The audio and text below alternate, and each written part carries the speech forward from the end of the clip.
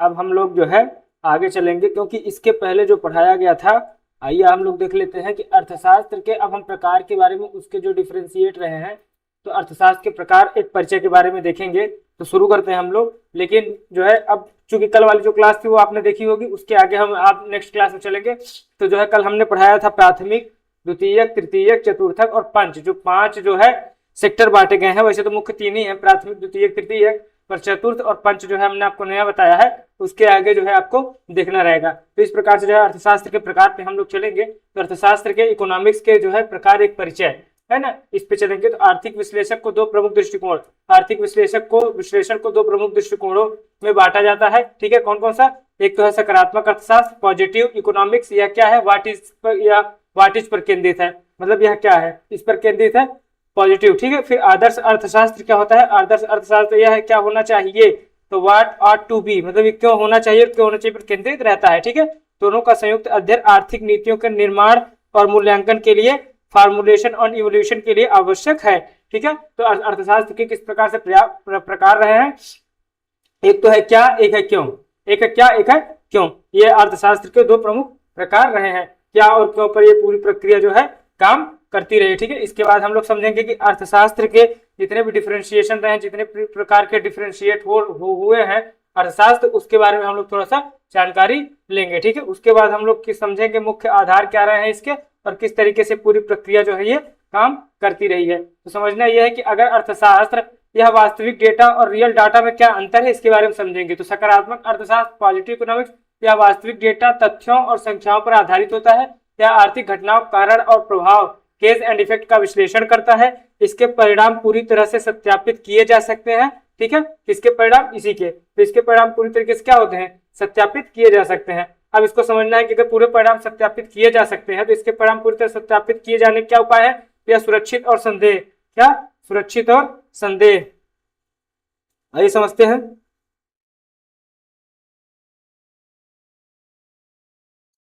सुरक्षित और संदेह होता है, इसे वैज्ञानिक रूप से सिद्ध किया जा सकता है। ठीक है, उदाहरण वर्तमान बेरोजगारी दर 20%। वर्तमान बेरोजगारी दर 20%।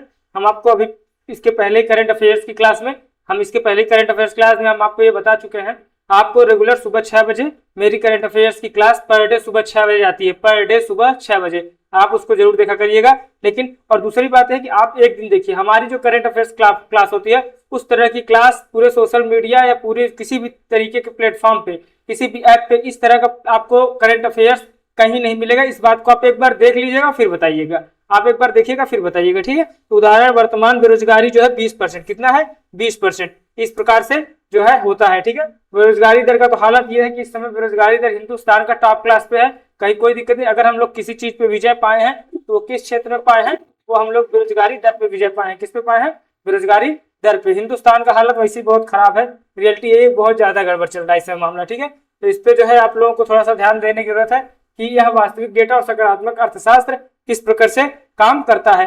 फिर उसके बाद हम लोग चलेंगे ये पूरी प्रक्रिया जो आपको दिखाई जा रही है, किस प्रकार से पूरी प्रक्रिया जो है ये काम करती है, इसके बारे में हम लोग थोड़ा सा समझेंगे। तो ये थोड़ा सा आपको ये आसानी रहेगा। आइए समझते हैं। तो वास्तविकता यह व्याख्याकार के मत और मूल्य पर आधारित होता है। ठीक है, और उसके बाद जो है आदर्श अर्थशास्त्र। ठीक है, यहाँ पे हम लोग आदर्श अर्थशास्त्र के बारे में थोड़ा सा पढ़ेंगे। सकारात्मक अर्थशास्त्र आपको वैज्ञानिक ये हो चुका था, अब हम लोग व्याख्याकार के मत और मूल्य के आधार पर पढ़ेंगे। तो आदर्शवाद स्थिति कैसे संबंधित होता है? कौन? आदर्श अर्थशास्त्र। ठीक है, इसकी परिणामों का सत्यापन संभव नहीं है। ठीक है, इसमें व्यावहारिकता और प्रयोज्यता के परीक्षण का कोई तरीका नहीं होता है। ठीक है, बेरोजगारी का स्तर अधिकतम 5% होना चाहिए, ऐसा इसमें कहा गया है। पर आदर्श अर्थशास्त्र क्या ऐसा पॉसिबल है? बिल्कुल पॉसिबल है। क्या ऐसा दुनिया में पॉसिबल है कि जहां पे बेरोजगारी दर सिर्फ 5%? दुनिया कई ऐसे देश हैं जहां पे बेरोजगारी दर बहुत ही कम है। जैसे एक देश है अपना जापान। ठीक है, जापान है, फिर नॉर्वे है, ठीक है, स्वीडन है। यहाँ पे बेरोजगारी दर लगभग मान के चलिए कि 2 तो 3% पे है। मतलब कहीं कहीं तो ऐसा है कि दुनिया में वहां पे हर तरीके के जॉब अपॉर्चुनिटीज उपलब्धता है। देखिए हिंदुस्तान में ऐसा नहीं है। जैसे मान लीजिए मैं अगर सरकारी कर्मचारी हूँ, तो ऐसा नहीं है कि मैं जीवन के हर उस सुख सुविधाओं को भोग रहा हूँ जो लोग सोच रहे हैं। हमसे तमाम अच्छे लोग जीवन अच्छा जी रहे हैं। तो समस्या यहाँ पे इस बात की आती है कि जो है अपॉर्चुनिटी मिलनी चाहिए। अगर हमको कोई कंपनी 70-80 हजार रुपये मंथली देगा तो हम इधर इतने इस सेक्टर में क्यों भागेंगे, कोई नहीं भागना चाहेगा, ठीक है। मेन बात है कि जिस हिसाब से उसकी उपयोगिता है उस हिसाब से हिंदुस्तान में जॉब नहीं है, लोग बाहर भागते हैं, विदेशों की तरफ पलायन करते हैं, फिर वहां से जो है अपने आप को ग्रैब करते हैं, ठीक है। तो इस तरीके से समझना जरूरी होता है। और बेरोजगारी का जो स्तर है वो कितने स्तर पे गिरता जा रहा है इसको आपको समझना भी जरूरी है, ठीक है। तो आदर्श अर्थशास्त्र की व्यवस्था क्या है, आदर्श क्या, कोई दुनिया में पहली बात तो चीज, दुनिया में कोई भी चीज आदर्श नहीं होती है, दुनिया का कोई भी बहुमूल्य चीज आदर्श नहीं होता। आदर्श एक कल्पना होती है जिसके कारण इस व्यवस्था को बदला जाता है। जैसे यहाँ पे लिखा है या व्यवहारात्मक, तो सिर्फ व्यवहार में ही आदर्शवाद झलकता है और कहीं दिखता नहीं है, ठीक है। जैसे शुरू में बहू आती है तो बहुत आदर्श वाक्य और बहुत तरीके से आदर्शवाद को दिखाने का और प्रस्तुत करने का, जैसे ही वो 6 महीने रह जाती है सारी कहानी उसकी जो है एकदम खुलेआम दुनिया के सामने प्रस्तुत हो जाती है, ठीक है। यही कहानी समानांतर अर्थव्यवस्था, पैरेलल इकोनॉमी, या उन सभी आर्थिक गतिविधियों का समूह है जो आधिकारिक रूप से दर्ज नहीं होती है। कौन सी? समानांतर अर्थव्यवस्था। इसके माध्यम से व्यापक स्तर पर काला धन उत्पन्न होता है या कर चोरी और अवैध लेन देन पर उत्पत्ति है, ठीक है। इसे अक्सर भूमिगत या छाया अर्थव्यवस्था भी कहा जाता है। किसको? समानांतर अर्थव्यवस्था को छाया अर्थव्यवस्था कहा जाता है। यह ध्यान रखिएगा कि क्वेश्चन आया हुआ है कि किस अर्थव्यवस्था को समानांतर अर्थव्यवस्था या छाया अर्थव्यवस्था कहा जाता है। तो याद रखिएगा छाया अर्थव्यवस्था या समानांतर अर्थव्यवस्था दोनों क्या है? एक है।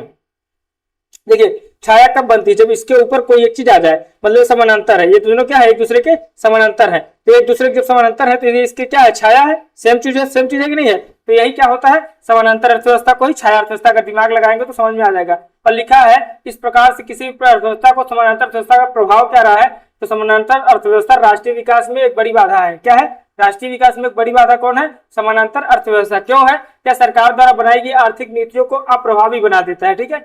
अप्रभावी बना देने का मतलब क्या होता है? कि अप्रभावी बना देने का मतलब जो कार्यक्रम हो रहे हैं, जिस तरीके से कार्यक्रम संपन्न होने चाहिए उस तरीके से कार्यक्रम संपन्न नहीं होते हैं, तो इसको क्या करता है? ये अप्रभावी बना देता है, ठीक है। इसको ध्यान रखना है। इसके कारण सरकार को भारी राजस्व हानि होती है, राजस्व हानि का सामना करना पड़ता है, ठीक है। किसमें? समानांतर अर्थव्यवस्था। मतलब ये ध्यान रखिए कि समानांतर अर्थव्यवस्था जो है हमारे लिए कारगर सिद्ध नहीं है, ठीक है। समानांतर अर्थव्यवस्था सही नहीं है, ठीक है। इसको ध्यान रखिएगा। इससे देश में मुद्रास्फीति, इन्फ्लेशन बढ़ता है और संसाधनों का गलत आवंटन हो जाता है। आरबीआई की मौद्रिक नीतियां विफल हो जाती हैं। आरबीआई की जो मौद्रिक नीतियां हैं वो विफल होने लगती हैं, ठीक है। और आरबीआई की जो है नीतियां अगर विफल हो जाएंगी तो देश और अर्थव्यवस्था दोनों क्या हो जाएगा? तबाही के स्तर में पहुंच जाएगा। ये भी आपको ध्यान में रखना है। तो अगर देश की अर्थव्यवस्था, देश का जो इकोनॉमिक कंडीशन है पूरी तरीके से अगर तबाही के मंजर में चली जाएगी तो फिर दिक्कत ही क्या है? फिर तो समस्या है। आप ये बात लिखिए। आप एक बात और बताइए कि आरबीआई में कितने गवर्नर होते हैं? आरबीआई में कितने गवर्नर और कितने उप गवर्नर होते हैं? इस बात को आपको जानकारी देनी है हमको कि आरबीआई में कितने गवर्नर और कितने उप गवर्नर होते हैं, ठीक है। और एक क्वेश्चन ये दिखना, अभी क्वेश्चन आया था एक दिल्ली एसआई में कि जब जो 2016 में जब भारत में रुपया नोटबंदी हुई थी उस समय भारत का गवर्नर कौन थे? जब नोटबंदी हुई थी उस समय इंडिया के गवर्नर कौन थे? आरबीआई गवर्नर कौन थे, ठीक है। इसको आपको लिखना है। समानांतर अर्थव्यवस्था, आरबीआई की मौद्रिक नीतियां। अब देखिए आरबीआई मौद्रिक नीतियां पॉलिसी चलाती है वो किस तरीके से इन्फ्लेशन में काम करती है, क्योंकि समानांतर अर्थव्यवस्था, याद रखें कि समानांतर अर्थव्यवस्था देश के लिए या इकोनॉमी के लिए या अर्थव्यवस्था के लिए कभी भी कारगर नहीं। देखिए इकोनॉमी एक ऐसा सब्जेक्ट है ना, जैसे मैं इकोनॉमिक्स से पीजी हूँ तो मुझे चीजें पकड़ में आती हैं, लेकिन आप क्या है? आप अभी बिल्कुल नॉर्मल है, आप कंपटीशन की तैयारी कर रहे हैं, ठीक है। तो आपको इकोनॉमी उतनी आसानी से समझ में नहीं आ रही होगी, ठीक है। लेकिन आपको ध्यान रखना है जैसा इकोनॉमिक्स जैसा अर्थशास्त्र होता है वैसा दिखता नहीं है, बट आपको लाइन बाय लाइन समझना है। मैं आपको इस बात की गारंटी देता हूं कि एक एक क्वेश्चन आपको कहीं कोई दिक्कत और समस्या उत्पन्न नहीं होने वाली। बस आपको पूरा इकोनॉमिक क्लास एक बार देख लेना है कंटिन्यू, आप समझ लीजिए एकदम फ्रेश ताजा हो जाएंगे, इस बात की गारंटी है, ठीक है। तो समानांतर अर्थव्यवस्था, तो इस बात को आप दिमाग में अपने डाल लीजिए कि समानांतर अर्थव्यवस्था का मतलब है नुकसानदेह अर्थव्यवस्था। समानांतर अर्थव्यवस्था का मतलब क्या है? नुकसानदेह अर्थव्यवस्था। अब आगे समझते हैं, ठीक है। तो व्यष्टि अर्थशास्त्र के मूल सिद्धांत, फंडामेंटल ऑफ माइक्रो इकोनॉमिक्स, ठीक है। माइक्रो लिखा है, मैक्रो नहीं। एक MIC होता है, एक MSC है, तो यहाँ माइक्रो लिखा है, ठीक है। तो देखिए हिंदी व्याख्या क्या है इसका? अर्थशास्त्र का मुख्य आधार संसाधनों का प्रबंधन, रिसोर्स मैनेजमेंट। अगर आपका देखेंगे तो रिसोर्स मैनेजमेंट अगर उचित है तो माइक्रो इकोनॉमिक्स जो है उचित तरीके से काम करता है। तो अर्थशास्त्र का मुख्य आधार किस प्रकार से काम करता है और किस प्रकार से इसकी व्यवस्था रही है, इसके बारे में जो है हम लोग समझेंगे, ठीक है। तो कैसे समझेंगे उसके बारे में हम लोग विचार करते हैं। तो इसका जो है रिसोर्स मैनेजमेंट किसमें काम करता है? जो है इसमें माइक्रो जो है व्यष्टि अर्थशास्त्र में मूल सिद्धांत में रिसोर्स मैनेजमेंट। यह विषय सीमित संसाधनों और सीमित इच्छाओं के संतुलन को दर्शाता है। Balance of wants and scarcity. तो balance of wants and scarcity किसमें है? तो इसमें है प्रतियोगी परीक्षाओं के लिए सबसे महत्वपूर्ण वैचारिक नींव, core foundation of competitive exams. आज के मुख्य विषय उत्पादन का संभावना वक्र, फाउंडेशन पॉसिबिलिटी ऑफ कर्व, ठीक है।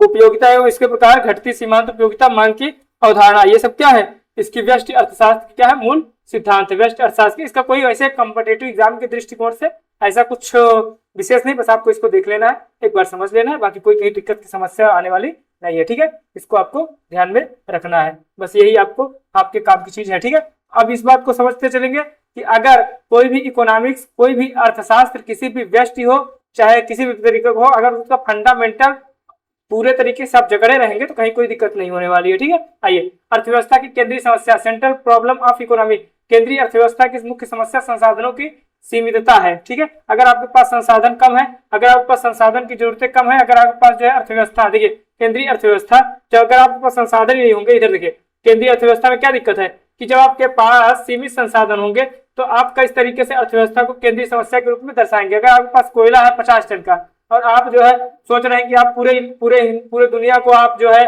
बिजली दे पाएंगे, पॉसिबल है क्या? नहीं पॉसिबल, बिल्कुल भी नहीं पॉसिबल, ठीक है। इसीलिए कहा जाता है कच्चा धन, माल और श्रम हमेशा सीमित होते हैं। किसमें? अर्थव्यवस्था की केंद्रीय समस्या क्या है, तो इसमें जो है हमेशा सीमित होते हैं क्या पे, कच्चा धन, माल और श्रम, इसमें सीमित होते हैं। श्रम मतलब अगर आपको 100 लोगों की जरूरत है तो आप जो है आपके पास व्यक्ति कितने हैं, 70 ही है, तो आप 100 लोगों के बराबर काम कैसे कराएंगे? तो ये भी अपना एक सीमा है, असीमित मानवीय इच्छाएं बनाम सीमित संसाधन। व्यक्ति की इच्छा है करोड़ों कमाने की, लेकिन संसाधन सीमित है, तो कैसे आप करोड़ों कमाएंगे, ये भी सोचना है। कोई भी अर्थव्यवस्था हर वह वस्तु नहीं बन सकती जिसकी इसे इच्छा हो, ठीक है। तो कोई भी अर्थव्यवस्था हर वह वस्तु नहीं बन सकती जिसकी इसे इच्छा हो, ठीक है। आपको जरूरत है यूरेनियम की, तो आप किसी भी चीज को यूरेनियम नहीं बना सकते हैं। क्लियरिटी रखिए, इकोनॉमिक्स की भाषा को पकड़ते चलेंगे तभी आपको क्लियरिटी आएगी और तभी आपको जो है A to Z समझ में बातें आएंगी, ठीक है। तो इस प्रकार से अर्थव्यवस्था की केंद्रीय समस्या, वैसे भी केंद्रीय समस्या में मुख्य रूप से क्या है, तो जो है सीमितता है। कोई भी संसाधन है, आप समझिए कोयला सीमित है, डीजल, पेट्रोल, कच्चा तेल सब सीमित है। धन, कच्चा माल और श्रम ये भी सीमित है, धन भी सीमित है, कच्चा माल भी सीमित है और श्रम भी सीमित है, ठीक है। असीमित मानवीय इच्छाएं हैं लेकिन संसाधन फिर भी सीमित है। कोई भी अर्थव्यवस्था वह वस्तु नहीं बना सकती जिसकी उसे इच्छा न हो, ठीक है। तो ये सब चीजें आपको समझना है ना। एक बात और ध्यान रखना है कि अगर पूरी इच्छाएं, आपको इस बात पे ध्यान रखना है कि अगर कहीं ना कहीं अगर अर्थव्यवस्था आपके एग्जाम के पॉइंट ऑफ व्यू से, अगर आपको एग्जाम के पॉइंट ऑफ व्यू से ध्यान रखना है कि अर्थव्यवस्था के लिए मुख्य आधार जो रहेगा वो इकोनॉमिक्स के लिए वो रहेगा, आप इस बात पे आप किस लेवल पे इकोनॉमिक्स को सोच रहे हैं, इसको आपको बहुत ध्यान से समझना पड़ेगा, नहीं तो इकोनॉमिक्स समझ में नहीं आती है, ठीक है ना। इसको याद रखना है। चलिए, अवसर लागत की अवधारणा, कॉन्सेप्ट ऑफ अपॉर्चुनिटीज कॉस्ट। तो अवसर लागत, अपॉर्चुनिटी कॉस्ट का अर्थ यह है वह मूल्य जिसे आप छोड़ देते हैं, तो उसको अवसर लागत बोलते हैं। क्या कहते हैं? वैल्यू यू गिव अप, ठीक है। तो उसको हम अवसर लागत तब लागू होता है जब आप एक चीज को दूसरे के स्थान पे चुनते हैं, तब यह लागू होता है। उदाहरण के लिए, यदि आप 6000 में आप जींस खरीदते हैं, 22 जींस, तो जूते खरीदने का अवसर आप खो देते हैं। सही बात है, आपके पास ऑप्शन तो एक ही है ना, या तो आप जींस खरीद लीजिए या जूता खरीद लीजिए, तो यही आपकी कहानी है। फिर जूते ना ले पाना ही आपकी अवसर लागत है। तो जूते अगर आप नहीं ले पाए हैं और आप जींस ले लिए हैं तो इसी को हम क्या कहते हैं? अवसर लागत कहते हैं।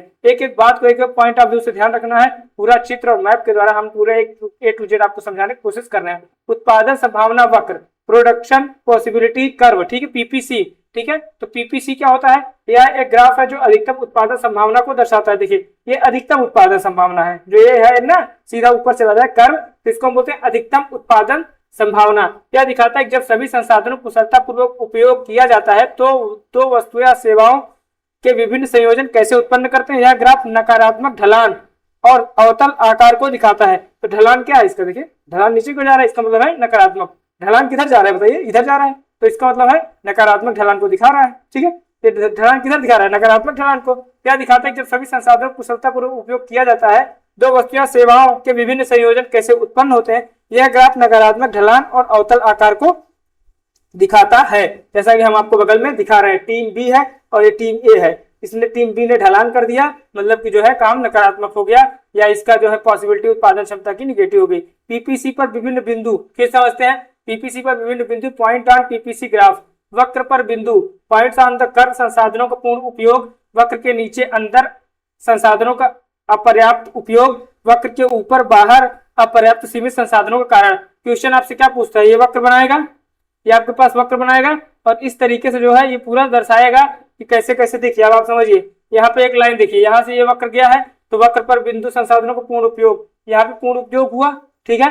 पूर्ण उपयोग होने के बाद अब फिर समझिए सेकंड लाइन यहाँ पे है, ये वाला हिस्सा है, तो वक्र के नीचे अंदर संसाधनों का अपर्याप्त उपयोग है, यहाँ पे जो है संसाधन बचा हुआ है, मतलब इसका उपयोग नहीं हो पाया है, इसलिए चीजें खराब हो रही है। उसके बाद वक्र के ऊपर बाहर अपर्याप्त सीमित संसाधनों का कारण, यहाँ पे अपर्याप्त सीमित संसाधन, इसके कारण क्या है, कारण ये पड़े हुए हैं, ठीक है। तो ये भी आपको ध्यान में रखना है कि इस तरीके से जो पूरा इसका इंफ्रास्ट्रक्चर है पीपीसी पर विभिन्न बिंदु जो है आपको दर्शाए गए हैं। यही में देखिए पीछे वाला जो क्वेश्चन था ग्राफ, आपको कई बार आप देखे होंगे कि एसएससी के क्वेश्चन में क्या करता है, वो ग्राफ दे देता है, क्या देता है, ग्राफ दे देता है, या रेलवे के क्वेश्चन में ग्राफ दे देता है और आपसे सीधा इकोनॉमिक्स से पूछेगा, लॉरेंज वक्र दे देगा, या पूछेगा महंगाई की दर दे देगा, या आपको पूछ लेगा बेरोजगारी की दर वक्र के द्वारा। तो इस तरीके से हम सारे क्वेश्चन आपको वक्र के माध्यम वाले जो क्वेश्चन आते हैं उनको हमने सब ऐड किया हुआ है, आपको एक क्वेश्चन जो है पूरी तरीके से सॉल्व कराने की हम कोशिश करते रहेंगे, ठीक है। बस ध्यान ये देखना है कि शुरू में थोड़ा सा ये हल्का सा ये ध्यान रखना है कि आपको कंटिन्यूअसली जो है पूरी तरीके से, एक बार अगर समझ में नहीं आता तो दोबारा भी देखना है। अब एक बात आप हमको क्वेश्चन ये बताइए कि जो इकोनॉमिक्स, जो अर्थव्यवस्था भारत देश की है, तो आपको ये बताना है कि अभी तक देश का सबसे कम समय तक का वित्त मंत्री कौन रहा है, अभी तक का देश का सबसे कम समय तक का वित्त मंत्री कौन रहा है, इस बात को हमको बताना है, आपको इस बात की जानकारी हमको देनी है। अब देखिए मुफ्त वस्तु, इससे हमेशा आता है, मुफ्त वस्तुएं फ्री गुड्स क्या होती है, ये उस प्रकार की वस्तुएं जिनकी कोई अवसर लागत नहीं होती है। अवसर लागत नहीं होती मतलब आप 2 खीरा लेने के ठोक को एक्स्ट्रा दे दिया, ठीक है, तो ये अवसर लागत होगी। ये प्रकृति में इन नेचर आसानी से और प्रचुर मात्रा में उपलब्ध होती है, ये वस्तुएं दुर्लभ नहीं होती है, इसलिए ये मुफ्त में दी जाती है। इन्हें प्राप्त करने के लिए किसी अन्य वस्तु के उत्पादन का त्याग करने की आवश्यकता नहीं होती, जैसे हवा, ठीक है, जैसे क्या है, हवा है, सूर्य है, प्रकाश है, ये आपको क्या मिलता है, ये आपको मुफ्त में मिलता है, ठीक है। और मुफ्त में मिलने वाली चीजों की कीमत आपने सुना होगा कि मुफ्त में मिलने वाली चीजों की कीमत नहीं है, लेकिन दुनिया में इन सभी की कीमत है, क्योंकि ये चीज नहीं है, ये वस्तु नहीं है। हवा, सूर्य, प्रकाश, इन सब की अपनी कीमत है। मुफ्त में मिलने वाली प्रकृति के चीजों की कीमत रहती है। अगर मुफ्त में दुनिया में कोई चीज मिल रही है प्रकृति के द्वारा तो उसकी अपनी एक कीमत है। व्यक्ति के द्वारा मिली हुई चीज का फ्री में कीमत नहीं होता है, लेकिन जो प्रकृति द्वारा आपको मुफ्त मिल रहा है उसका कीमत है, इस बात को ध्यान रखिएगा। और प्रकृति की जो चीजें मिलती हैं वो आपको मुफ्त ही मिलती है 99%, ठीक है। 1% अलग बात है कि आपसे एलपीजी सिलेंडर का पैसा जो है इस समय 1200 ले लिया जा रहा है, ऊपर से जो है अभी डीजल, पेट्रोल, कच्चा तेल भी महंगा होता जा रहा है। देश आर्थिक हालात की जिस विषम परिस्थितियों से गुजर रहा है, इसीलिए इकोनॉमिक्स पढ़ना भी जरूरी है देश का, और इसलिए भी पढ़ना जरूरी है कि आने वाला फ्यूचर आपका शादी विवाह होगा तो इकोनॉमिक्स को समझना भी जरूरी होता है, ठीक है। और दूसरी बात यह है, मेरी अपनी खुद एक लाइन है, मेरी अपनी खुद की लिखी हुई एक लाइन है कि अगर आपके पास पैसा है, तो कहावत है ना कि अगर आपके जेब में पैसा है तो लड़की अपने बाप के मुंह पे थूक के आती है, ठीक है। याद रखिएगा, अगर आपके जेब में पैसा है तो लड़की या लड़का दोनों के लिए, कोई पर्सनलाइजेशन नहीं है, लड़की या लड़का अपने बाप के मुंह पे थूक के आता है, इस बात को ध्यान रखिएगा, ठीक है। चलिए, मुफ्त वस्तुएं बनाम आर्थिक वस्तुएं, ठीक है। तो फ्री वर्सेस इकोनॉमिक गुड्स, मुफ्त वस्तुएं, फ्री गुड्स, इनकी कोई अवसर लागत नहीं होती। जो मुफ्त वस्तुएं होती है इनकी कोई अवसर लागत नहीं, प्रकृति में आसानी से उपलब्ध है। सूर्य का प्रकाश दुर्लभ, ये जैसे हवा सूर्य का प्रकाश से फ्री मिलता है, ये दुर्लभ नहीं होती, कुछ त्याग नहीं करना पड़ता है इनके लिए, आसानी से मिल जाती है। आर्थिक वस्तुएं, अर्थशास्त्र केवल इनका अध्ययन करता है क्योंकि ये सीमित है। आर्थिक वस्तुएं जैसे सीमित क्या है, आपका कोयला क्या सीमित है, कोयला, डीजल, पेट्रोल, तमाम चीजें जो प्रकृति द्वारा उपलब्ध है, सोना, चांदी, इनकी क्या है, एक सीमा है, एक निश्चित सीमा तक ही मिलती है, इससे ज्यादा नहीं मिलती। इसलिए इनकी क्या है, प्रकृति में इनकी कीमत बनी हुई है। इस बात को आपको ध्यान से विस्तार पूर्वक आपको ध्यान रखना है कि जिन चीजों की अपनी आर्थिक स्थिति होती है, जिन चीजों की अपनी व्यवस्था होती है, वो जो है पूरी तरीके से बनी रहती है। उपयोगिता का अर्थ, मीनिंग ऑफ यूटिलिटी, क्या है, मीनिंग ऑफ यूटिलिटी है ना। उपयोगिता उस संतुष्ट या लाभ को संदर्भित करती है जो किसी व्यक्ति को किसी वस्तु या सेवा का उपभोग करने से बाय कंज्यूमिंग प्राप्त होता है। यह एक मनोवैज्ञानिक दृष्टिकोण है। उदाहरण, भूखे होने पर भोजन करने से मिलने वाला आनंद और राहत, ठीक है। यह आपका उपयोगिता का परिचय। उपयोगिता उस संतुष्टि या लाभ को संदर्भित करती है जो किसी व्यक्ति को किसी वस्तु या सेवा का उपभोग करने से प्राप्त होती है। जैसे आपने क्या किया, आपको भूख लगी है, आप भोजन कर लिए, तो आपको क्या मिल गया, संतुष्टि मिल गई, राहत मिल गई, ठीक है। यदि आप भूखे होने पर भोजन करते हैं तो जो आनंद और राहत आपको महसूस होता है, यह उस भोजन से प्राप्त आपकी उपयोगिता है। तो जब भी आपको एग्जाम में पूछे कि उपयोगिता का परिचय आप कैसे देते हैं, तो आपको 4 एग्जाम्पल देगा उपयोगिता का परिचय। उसमें एक ऑप्शन ये भी डाल देगा कि जब आप भोजन करते हैं तो आपको यह महसूस होता है कि जो है आपको भोजन उपयोग किया गया, तो उसको आपको क्या हुआ, आनंद और राहत महसूस हुआ। तो ये होता है उपयोगिता का परिचय, ठीक है। उपयोगिता के परिचय और उपयोगिता के प्रकार के सेक्शन में ये पूरी तरीके से काम करता है। चलिए आगे देखते हैं। तो उपयोगिता के प्रकार परिणामात्मक बनाम क्रमानुक्रम। तो परिणात्मक उपयोगिता लाभ को संख्यात्मक रूप से मापा जाता है, ठीक है। लाभ को, क्योंकि लाभ क्या है, संख्यात्मक होता है, लाभ है ना संख्यात्मक। यह एक मात्रात्मक कम यथार्थवादी दृष्टिकोण है, ठीक है। क्रमानुक्रम उपयोगिता लाभ को संख्याओं से मापने योग्य नहीं माना जाता है। इसमें देखिए क्रमानुक्रम उपयोगिता में लाभ को संख्याओं से मापने योग्य नहीं माना जाता, जबकि परिणात्मक उपयोगिता में लाभ को संख्यात्मक रूप से माना जाता है। क्वेश्चन यहीं से पूछा हुआ है, यहीं से क्वेश्चन नेट जेआरएफ में पूछा हुआ है, याद रखिएगा। और जो है एसएससी का क्वेश्चन यहाँ से और रेलवे क्वेश्चन यहाँ से बना हुआ है, ठीक है। तो याद रखिएगा कि परिणात्मक उपयोगिता में लाभ को संख्यात्मक रूप से मापा जाता है, परिणात्मक उपयोगिता में लाभ को संख्यात्मक रूप से मापा जाता है, ठीक है। लेकिन वहीं पे अगर हम बात करें क्रमानुक्रम उपयोगिता में, तो क्रमानुक्रम उपयोगिता में लाभ को संख्याओं से मापने योग्य नहीं मानते, केवल रैंक या प्राथमिकता दी जाती है। यह गुणात्मक और अधिक यथार्थवादी है, ठीक है। क्या है, गुणात्मक और अधिक यथार्थवादी है। आइए आगे हम समझते हैं, क्वेश्चन को ध्यान से समझेंगे तभी पकड़ पाएंगे, वरना इस कंपटीशन के युग में आप समझ लीजिए बहुत पीछे छूट जाएंगे। अगर इस चीज को समझेंगे, हल्की हल्की चीजें ऊपर ऊपर वन लाइनर पढ़ेंगे, दिक्कत बहुत है। आप समझ लीजिए ये सब चीजें थोड़ा सा लेंदी लगेंगी, लेकिन वन लाइनर आप पढ़ेंगे आपको कुछ नहीं। अब एग्जाम्पल अब ऐसे सेट हो रहा है पेपर कि आपको ऑप्शन देता है ए बी सही है, बी ए बी दोनों, A B C, A C B, B C D ऐसे करके दे रहा है। तो जब आपको डीप नॉलेज नहीं होगा तो मामला फंस जाएगा। आगे चलते हैं, हिंदी व्याख्या क्रमानुक्रम उपयोगिता। हिंदी व्याख्या का लाभ को संख्यात्मक रूप से मापने योग्य नहीं माना जाता है। अभी पीछे हम बता चुके कि लाभ को संख्यात्मक रूप से मापने योग्य नहीं माना जाता है। यह एक गुणात्मक दृष्टिकोण है। उपभोक्ता अपनी पसंद के अनुसार वस्तुओं को रैंक करता है। मुझे सेब की तुलना आम अधिक पसंद है, तो ये रैंक दे दिया। मुझे सेब की तुलना में आम अधिक पसंद है, तो आम को रैंक दे दिया, आम ऊपर हो गया और सेब नीचे हो गया। यह दृष्टिकोण अधिक यथार्थवादी है, जैसे आपको दिखा है। देखिए रैंक 1, रैंक 2, यह है मैंगो, यह मैंगो, यह है सेब। तो आपने जब ये बात कह दी कि मुझे सेब की तुलना में आम ज्यादा पसंद है, तो इसका मतलब आम आपको ज्यादा पसंद है, अर्थात आम रैंक 1 पे चला गया और सेब कहाँ चला गया, रैंक 2 पे चला गया। तो इसी को कहते हैं हम क्रमानुक्रम उपयोगिता। इसी को हम क्या कहते हैं, क्रमानुक्रम उपयोगिता। आगे समझते हैं सीमांत उपयोगिता। अतिरिक्त इकाई से प्राप्त अतिरिक्त संतुष्टि। नियम है, अधिक इकाइयों का उपयोग करने पर अतिरिक्त संतुष्टि धीरे धीरे घटती जाती है, ठीक है। उदाहरण एग्जाम्पल के लिए, पहला गोलगप्पा अधिकतम आनंद देता है।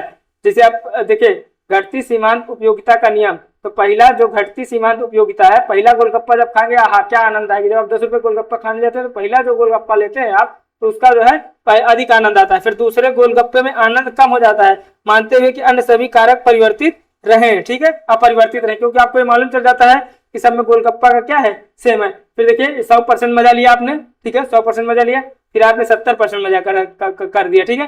पहले आप 100% मजा लिए, फिर आपने उसको 70 कर दिया, फिर आप उसको 30% मजा कर दिए, फिर आप मजा को एकदम घटा 5% कर दिए, फिर आप मजा जो है नमस्ते कर दिए, फिर आपने कह दिया जो है बाबू पापा नहीं मानेंगे, फिर आपने जो है बाबू को विदा कर दिया, मतलब बाबू पापा नहीं मानेंगे, अब मजा नहीं आ रहा, जाओ जय हिंद जय भारत नमस्कार थैंक यू वाली कहानी करके आपने नमस्ते कर दिया, है ना। तो ये जो कहानी है आपकी, ये कहानी आपको समझना है, आपकी कहानी गोलगप्पा से ही निकल के आ रही है। शुरुआत यहीं से होती है, पहले आप गोलगप्पा खिलाना शुरू करते हैं, उसको जब आप गोलगप्पा खिलाते हैं उसके बाद यहाँ तक मजा फिर कम होता है, फिर उसके बाद दोबारा गोलगप्पा जब खिलाते हैं मजा 30% हो जाता है, उसके बाद आप मजा 5% कर देते हैं, उसके बाद फिर बाबू टंकी पे चढ़ जाती है पानी की, कि बाबू जो है पानी की टंकी पे चढ़ गई है, अब उनके लिए जो है प्रशासन बुलाया जाएगा, फिर बाबू नीचे उतरेंगी, तब बात बननी होगी बन जाएगी, नहीं तो जय हिंद जय भारत अलग तरीके से अंडमान निकोबार में उनके लिए व्यवस्था होगी। सीमांत उपयोगिता, तो मार्जिनल यूटिलिटी। हिंदी व्याख्या का सीमांत का अर्थ है एक अतिरिक्त इकाई, मतलब marginal mean one additional unit. यह वह अतिरिक्त संतुष्टि या लाभ है जो उपभोग को मिलता है, ठीक है। जब किसी वस्तु के एक अतिरिक्त इकाई का उपयोग किया जाता है तो जो है यमयु कुल उपयोगिता परिवर्तित मात्रा परिवर्तित, यह अर्थव्यवस्था मूल निर्धारण का आधार बनती है। यहीं तक सीमांत उपयोगिता है। सीमांत उपयोगिता से एग्जाम में हमेशा क्वेश्चन पूछा हुआ है। सीमांत उपयोगिता के बारे में हमने एक कहानी आपको बताई है, ठीक है। अब इसके आगे की क्लास अगले में रहेगी, जहां पे आपको वन लाइनर क्वेश्चन, भारत की अर्थव्यवस्था कैसे है, आरबीआई गवर्नर किस सिद्धांत पे, आरबीआई गवर्नर किस तरीके से वित्त आयोग से अटैच है, और किस तरीके से विधि आयोग, वित्त आयोग किस तरीके से काम करता है, और वित्त जो है उसके बाद हम काम करेंगे कि जो अभी तक के आए हुए क्वेश्चन इकोनॉमिक्स के, जितने भी आए हुए क्वेश्चन इकोनॉमिक्स के अभी तक के, वो भी हम आपको कराएंगे आगे चल के, ठीक है। तब तक के लिए धन्यवाद, नमस्कार, थैंक यू।